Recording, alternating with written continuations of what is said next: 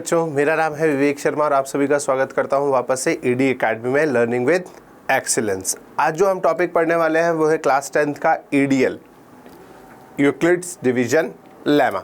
तो ये जो टॉपिक है ये वैसे तो इस प्रेजेंट ईयर में हटाया जा चुका है, बट कई ऐसे क्वेश्चंस हैं जो इसकी मदद से बहुत इजीली हो जाते हैं और मुझे लगता है कि 10th के बच्चों को ये आना चाहिए। तो आज हम यही वाला टॉपिक सीखते हैं। ओके, चलो। तो ईडीएल जो होता है यूक्लिड्स डिवीजन लेमा, ठीक है। अब यूक्लिड्स डिवीजन लेमा जो है बहुत एक सिंपल सा स्टेटमेंट है जो आप हमेशा से बचपन से पढ़ते आ रहे हैं। देखिए ध्यान से, यदि हम इसकी बात करें तो यहाँ पे लिखे हुए चीज़ को हम बोलते हैं डिविज़र, यहाँ लिखी हुई चीज़ को हम बोलते हैं डिविडेंड, यहाँ लिखी हुई चीज़ को हम बोलते हैं कोशेंट, और इस प्रोसेस के बाद यदि लास्ट में कुछ बच जाता है तो उसको हम बोलते हैं रिमाइंडर, ठीक है। इसको यदि हमें एक इक्वेशन फॉर्म में जमाना हो तो हम क्या बोल सकते हैं कि डिविडेंड जो है, dividend that is equals to divisor into quotient plus remainder. अब बच्चों, क्या ये स्टेटमेंट कभी भी प्रूफ करने की जरूरत पड़ेगी? नहीं। क्यों? क्योंकि ये बात तो हम हमेशा से पढ़ते आ रहे हैं और मैथमेटिकली ये बात सही भी है, ठीक है। तो अब यहाँ पर बात से ध्यान से सुनो। तो हम यहाँ पर ईडीएल की बात कर रहे हैं, यूक्लिड डिवीजन लेमा की। अब पहले तो बच्चों को एक बात ध्यान होनी चाहिए कि लेमा और एल्गोरिदम में डिफरेंस क्या होता है। तो ध्यान से देखो, difference between lemma and algorithm. आधे से ज़्यादा बच्चों को तो यही नहीं पता होता है कि लेमा और एल्गोरिदम में डिफरेंस क्या है, और हम जो प्रोसेस करते हैं ईडीएल की मदद से वो ईडीए होती है या ईडीएल होती है। तो ध्यान से देखो बच्चों, पहले हम बात समझ लेते हैं लेमा क्या होता है। What is lemma? तो a lemma is a proven statement use for providing another statement. क्या लिखा हुआ है? A lemma is a proven statement use for proving another statement. एक प्रूवन स्टेटमेंट है या एक ऐसी बात है जो कोई प्रूफ नहीं कर सकता या प्रूफ करने की जरूरत नहीं होती है। किसी को बोलोगे तो हाँ बात सही है।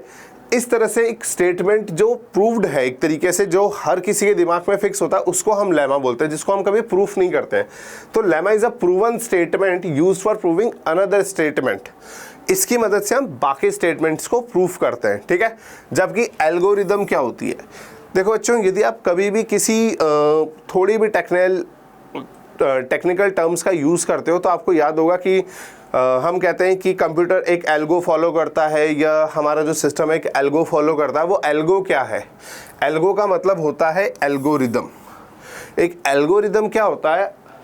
N algorithm is a series of well defined steps which gives a produce for solving a type of problem, ठीक है। क्या कह रहा है कि एक तरह की जो प्रॉब्लम्स होती हैं उनको सॉल्व करने के लिए एक जो प्रोसीजर होता है, उसकी जो स्टेप्स होती हैं, उसी को हम क्या बोलते हैं? एल्गो बोलते हैं, एल्गोरिदम बोलते हैं, ठीक है। तो पहले तो ध्यान से समझ लो कि दोनों में डिफरेंस क्या है। लेमा एक प्रूवन स्टेटमेंट है जो दूसरे को प्रूव करने में हेल्प करता है, जबकि एल्गोरिदम एक series of well defined steps हैं जिसकी मदद से हम किसी भी एक प्रोसेस को करते हैं। एक जो वर्क किया जाता है उसकी जो स्टेप्स होते हैं उसी को हम एल्गो बोलते हैं। तो एल्गोरिदम उसी का फुल फॉर्म होता है, ठीक है। तो वापस पीछे चलते हैं और अब हम देखते हैं कि हम ईडीएल की बात कर रहे थे। ईडीएल जो होता है, जो हम क्वेश्चन सॉल्व करते हैं वो ईडीए की मदद से करते हैं। ईडीए मतलब यूक्लिड्स डिवीजन एल्गोरिदम। जो डिवीजन की एक प्रोसेस चलती है उसी को हम एल्गोरिदम बोलते हैं। तो यहाँ पर हम ईडीएल की मदद से ईडीए सॉल्व करते हैं। तो इसकी मदद से हम किसी भी क्वेश्चन का एचसीएफ निकालते हैं, जो क्वेश्चन हमें दिया होता है वो प्रूफ करते हैं, ठीक है। तो ध्यान से देखो, Euclid's division algorithm is a technique to find the HCF of two given positive integer. पहली बात, हम ईडीए की मदद से दो गिवन नंबर्स का क्या निकालने में हेल्प करते हैं? एचसीएफ निकालने में हेल्प करते हैं, ठीक है। एलसीएफ निकालते हैं हम उसकी मदद से। और जो हमारा ईडीए है, यूक्लिड्स डिवीजन एल्गोरिदम, ये बेस्ड होता है हमारे ईडीएल पर, ठीक है, यूक्लिड्स डिवीजन लेमा पर, ठीक है। डिफरेंस हम समझ चुके हैं। आगे तो अब ईडीए कह लो या ईडीएल कह लो, इसका जो स्टेटमेंट है वो क्या है? तो ध्यान से देखो, given positive integers a and b, there exist a unique integer q and r satisfying the condition this a is equals to B Q plus R. अब आप कहोगे सर ये क्या है? तो ध्यान से देखो, a यहाँ पर डिविजर की फॉर्म में, डिविडेंड की फॉर्म में आ रहा है, b यहाँ पर डिविजर की फॉर्म में आ रहा है, Q यहाँ पर कोशेंट की फॉर्म में आ रहा है और R यहाँ पर रिमाइंडर की फॉर्म में आ रहा है। अब यहाँ से एक बात ध्यान रखना, रिमाइंडर कहाँ से कहाँ तक हो सकता है, तो remainder is in between 0 to B, excluding B and including 0। मतलब हम जब भी बात करेंगे तो किसी भी क्वेश्चन का जो रिमाइंडर होता है, किसी भी क्वेश्चन में जो रिमाइंडर होता है वो हमारे डिविजर से छोटा होता है। डिविजर से कैसा होता है, छोटा होता है, बट 0 के बराबर हो सकता है। तो इसलिए हमने बोला कि remainder is in between 0 to B, excluding B and including 0। क्यों, जैसे आपने बात करें हम किसी भी नंबर को 3 से डिवाइड करने की, तो देखो आप 3 से डिवाइड करते टाइम 3 ही केस बना सकते हो। या तो वो कंप्लीट डिवाइड होगा, मतलब रिमाइंडर कितना आएगा 0, या रिमाइंडर आएगा 1, या रिमाइंडर आएगा 2। ठीक है। अब पहली बात, कुछ बच्चों के दिमाग में आ रहा होगा सर 2.5, 2.9, 1.7 ये सब क्यों नहीं आ रहे, 0.5। तो बात ध्यान से सुन लो बेटा, हमने कौन से वर्ड बोले हैं, पॉजिटिव इंटीजर्स। हम यहाँ पर पूरे स्टेटमेंट्स को जब सॉल्व कर रहे हैं तो हम अपने जो वर्ड्स हैं स्पेसिफिक यूज़ कर रहे हैं कि हमारे जो नंबर्स होंगे वो कैसे होंगे, इंटीजर फॉर्म में होंगे। तो ये बात कंफर्म है कि हम जो भी नंबर लेंगे 4, 6, 5, 9, 19 जो भी आप बात करोगे इसमें पॉइंट के बाद 0 ही होगा, कुछ और नहीं हो सकता। ठीक है। 19.5 की बात या 11.5 की बात हम नहीं कर रहे हैं, हम सीधा 19.0 या इंटीजर 19 की ही बात कर रहे होते हैं। ठीक है। तो यहाँ से हमारी ये बात बहुत ध्यान से समझ लो आप कि ठीक है, तो जो हमारा EDA है या EDL है, EDL जो है वो तो ये रहा, और इस EDL की मदद से हम EDA सॉल्व करते हैं, EDA को यूज़ करते हैं ताकि हम क्या निकाल सकें, गिवन इंटीजर्स का HCF निकाल सके। तो अब वो अगले सवाल में हम समझते हैं। इससे पहले यदि इसमें किसी को डाउट हो तो कमेंट बॉक्स में कमेंट करके हमसे पूछ सकता है। ठीक है। वापस से बता देता हूँ, A यहाँ पर डिविडेंट है, B यहाँ पर डिविजर है, Q यहाँ पर कोशेंट है और R यहाँ पर रिमाइंडर है। R 0 से B के बीच में एग्जिस्ट करता है, इंक्लूडिंग 0। 0 हो सकता है और B नहीं हो सकता, डिविजन नहीं हो सकता। समझ गए। ये बात मैंने यहाँ एग्जांपल से भी समझा दी है आपको कि हमारा रिमाइंडर जो है वो 0 हो सकता है, 1 हो सकता है, 2 हो सकता है, रिमाइंडर 3 नहीं हो सकता। ये बात ध्यान रखना, रिमाइंडर 3 नहीं हो सकता। क्यों? क्योंकि रिमाइंडर 3 होने के केस में वो तो कंप्लीट डिवाइड हो जाएगा 3 से। तो इस तरह से कोई भी यदि हमारा डिविजर होता है तो रिमाइंडर उससे छोटा ही जाता है। क्लियर। चलो अब हम एक एग्जांपल लेते हैं। जैसे यहाँ पर हमने बात करी है कि 404 और 96, 404 और 96 इसका क्वेश्चन का हमने पहले प्रीवियस वीडियो में भी सॉल्व किया था, जब आपको बताया था कि 404 और 96 का जो HCF होता है 4 आता है। अब यही HCF यदि हम ऐसे देखें, वहाँ हमने डिवीजन प्रोसेस से भी सॉल्व किया था और वही डिवीजन प्रोसेस हम एल्गो के फॉर्म में EDL की मदद से भी लगाते हैं। तो ठीक है, यहाँ पर हम स्टार्ट करते हैं। 404 और 96 दोनों में ग्रेटर इंटीजर कौन है, 404। जैसा मैंने आपको वहाँ भी बोला था कि 404 ग्रेटर इंटीजर है, इसलिए ये डिविडेंड की प्रोसेस में जाएगा, डिविडेंड के स्टेप पे जाता है। और 96 क्योंकि छोटा है तो वो डिविजर की फॉर्म पे जाएगा। ठीक है। तो इसी चीज़ को हमने वहाँ पर डिवीजन प्रोसेस में सॉल्व किया था और यहाँ पर हम EDL के स्टेटमेंट की तरह से यूज़ करते हैं। तो 404 can be written as 96 into 4 plus 20 as a remainder. ठीक है। अब यदि हम ध्यान से देखें तो EDL यदि हम इस पर लगाते हैं तो अब क्या होगा, ये 96 क्योंकि हमारा यहाँ पर 20 रिमाइंडर बच गया है तो ये आगे फॉलो होगा, आगे सॉल्व होगा। यदि हम इसको देखें तो अगली स्टेप में 96 404 के साइड में आ जाता है, 20 जो है हमारे डिविजर की नीचे आ जाता है। ठीक है। जैसे यहाँ पे ध्यान से देखिए आप, 96 को किसी ने यहाँ पर लिख दिया, अब 96 को हमने यहाँ लिख दिया है और 20 को हमने डिविजर फॉर्म में लिख दिया। और अब हम देखेंगे कि 20 के टेबल में 96 के क्लोज या 96 कितनी बार में आता है, तो 96 नहीं आता है तो हम उसके क्लोजर नंबर देखते हैं जो कि प्रीवियसली हो, तो वो दैट इज 80 होता है। तो 20 इंटू 4 प्लस रिमाइंडर कितना आ जाएगा 16। ठीक है। इसको हम आगे वैसे ही सॉल्व करेंगे क्योंकि अभी भी हमारा रिमाइंडर क्या आया है, 16 आ गया है, 0 आना चाहिए था जैसा मैंने आपको पहले भी बोला है। तो क्योंकि रिमाइंडर 0 नहीं आया तो हमें इसको और फर्दर सॉल्व करना पड़ेगा। अब 20 जो हमारे यहाँ पिछले प्रीवियस स्टेप में 20 था, डिविजर था, इसको हम अगली स्टेप में डिविडेंड की फॉर्म में ले आते हैं और जो हमारा रिमाइंडर था 16 इसको हम कहाँ ले आते हैं, डिविजर की फॉर्म में ले आते हैं। ठीक है। और अब हम देखते हैं कि 20 को, तो 16 इंटू 1 प्लस 4। देखो बेटा, जब तक रिमाइंडर 0 नहीं आता ये स्टेप्स सॉल्व होती रहेंगे और इन्हीं स्टेप्स को हम क्या कहते हैं, एल्गो बोलते हैं। इस एल्गो की मदद से हम इन दोनों नंबर्स का क्या निकालने की कोशिश कर रहे हैं, HCF निकालने की कोशिश कर रहे हैं। ठीक है, तो यहाँ पर देखो फिर 4 आ गया, रिमाइंडर बच गया है, तो फिर वही जो हमारा डिविज़र था ये अगली स्टेप में डिविडेंड प्रोसेस पे चला जाएगा और जो हमारा डिविडेंड है रिमाइंडर है वो हमारे डिविज़र के स्टेप पे आ जाएगा। यदि आपको ये थोड़ा सा समझ नहीं आ रहा तो ध्यान से देखो, ये मैंने आपके लिए यहाँ वैसे ही कर दिया है, ध्यान से देखो। 404 96 ये दो हमारे नंबर थे। 404 हमने पहली बार डिविडेंड की फॉर्म में रखा, 96 हमने डिविज़र की फॉर्म में रखा और 96 से हम 404 के क्लोज जाने के लिए क्वोशिएंट हमारा 4 आएगा और रिमाइंडर 20 आ जाएगा। अगले स्टेप में ध्यान से देखो, जैसे मैं एरो बना रहा था कि जो हमारा डिविज़र होता है वो अब कहाँ चला जाता है, डिविडेंड की फॉर्म में, और जो 20 हमारा रिमाइंडर बचा है वो कहाँ जाता है, डिविज़र फॉर्म में आ जाता है। फिर वही 96 20, अब 20 की टेबल में 96 के क्लोजेस जाने के लिए 4 टाइम्स मल्टीप्लाई करते हैं तो 80 आता है और 16 रिमाइंडर रह जाता है। क्योंकि रिमाइंडर रह गया तो वही next 16 as divisor 20 as dividend. ठीक है, तो 16 की टेबल को हम 1 टाइम करके 4 रिमाइंडर रह जाता है, 16 इंटू 1 प्लस 4, क्योंकि फिर यहाँ पर रिमाइंडर रह गया है तो 16 एज अ डिविडेंड आ जाएगा और 4 एज अ डिविज़र आ जाएगा। इस बार हम देखते हैं ये लास्ट स्टेप, 4 इंटू 4 प्लस 0, यहाँ रिमाइंडर 0 आ गया है। यदि रिमाइंडर 0 आ गया है तो इस स्टेप पर जो आपका डिविज़र था, वही HCF हो जाता है। तो HCF of 404 and 96 is equals to 4 हो जाता है। ये बात ध्यान से समझ लो कि लास्ट स्टेप जब हमारा रिमाइंडर 0 आएगा उस स्टेप पे जो हमारा क्वोशिएंट होता है इसको नहीं बोलना है।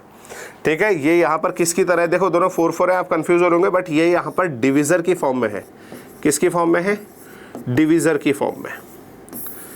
हमारा जो डिविज़र होगा, जो लास्ट स्टेप पे सेकंड लास्ट स्टेप पे रिमाइंडर की फॉर्म में था, जो अगली स्टेप में डिविज़र फॉर्म में आया, वही हमारा क्या बनेगा, HCF बनता है। ये बात ध्यान रखना, बच्चे अक्सर कंफ्यूज हो सकते हैं कि सर क्वोशिएंट होगा कि डिविज़र होगा, तो डिविज़र होगा, क्वोशिएंट नहीं होगा। ठीक है, चलो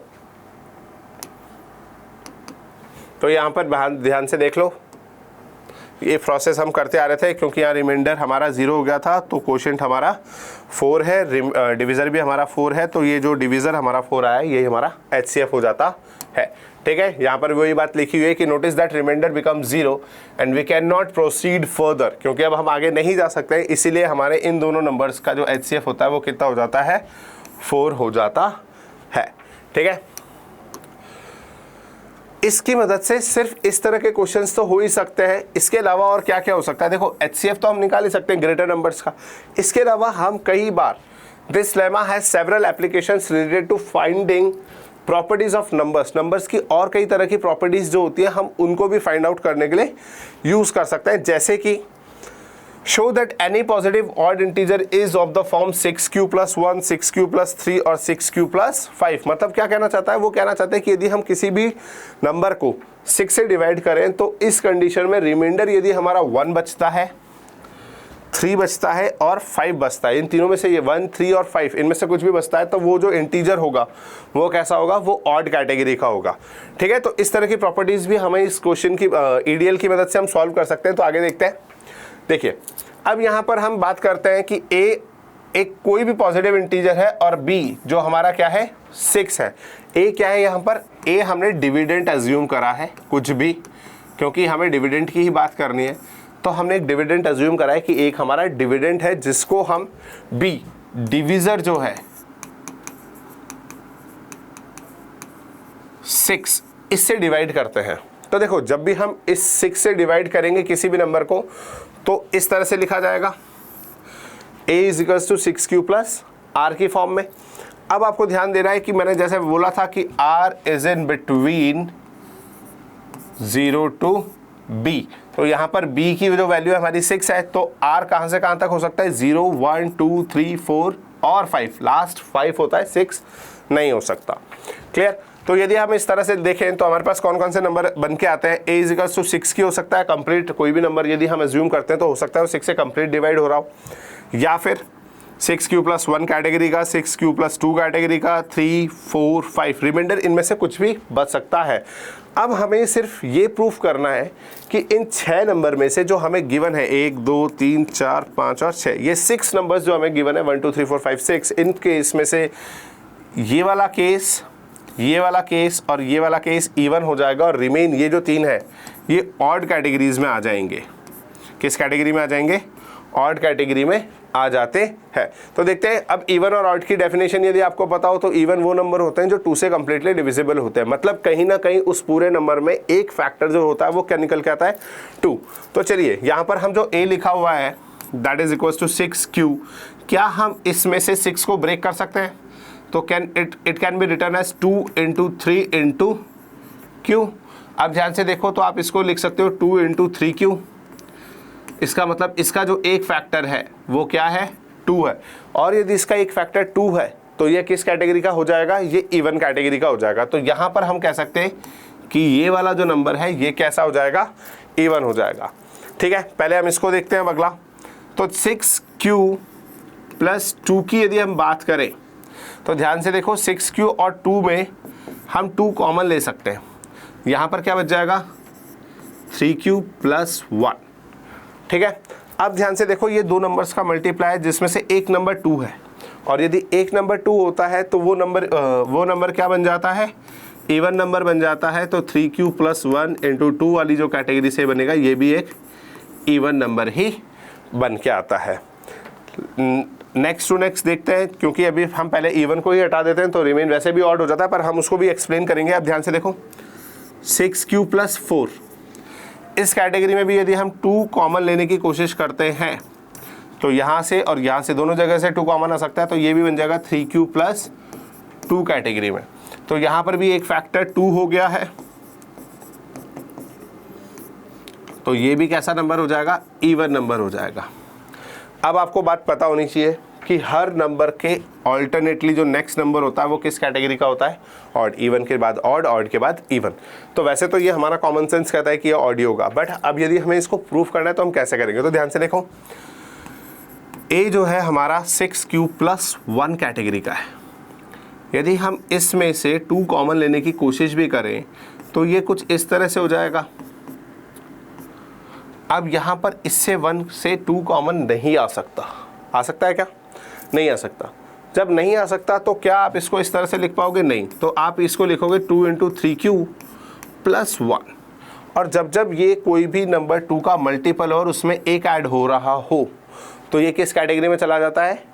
ऑड की कैटेगरी में। तो यहाँ से हम बोल सकते हैं कि यदि इस तरह की सिचुएशन बन रही है तो ये नंबर क्या होगा?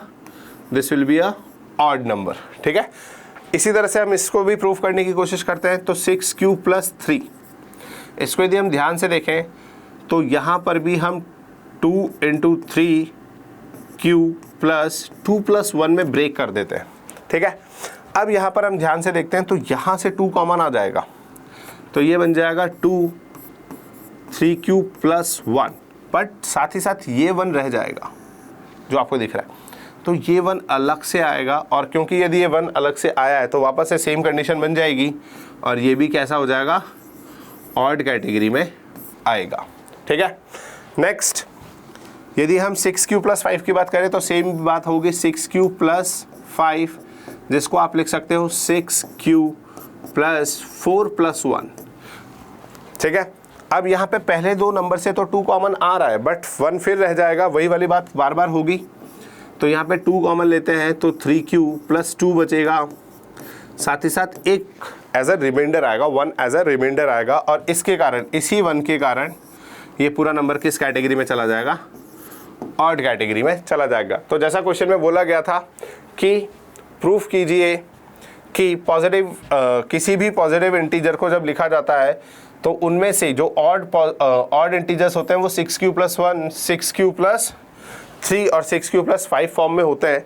तो आप देखिए हमने यहाँ पर ये प्रूफ करा है, ये रे 6q प्लस 1 ये ऑड कैटेगरी का है इंटीजर, 6q प्लस 3 ये भी एक ऑड कैटेगरी का इंटीजर होगा, और 6q प्लस 5 ये भी एक ऑड कैटेगरी का इंटीजर होगा।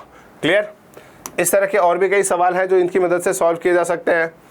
ठीक है, यहाँ पे लिखा हुआ है वो सारी बातें जो हमने वर्बली पढ़ ली है, ठीक है। तो अब ये क्वेश्चंस आपकी प्रैक्टिस के लिए, इनमें से आप सॉल्व कीजिएगा और आप हमें बताइएगा आपको इन सवालों में कोई प्रॉब्लम होती है तो। यदि आपको ये वीडियो पसंद आया हो तो वीडियो को लाइक कीजिए, शेयर कीजिए और चैनल को सब्सक्राइब कीजिए। Thank you.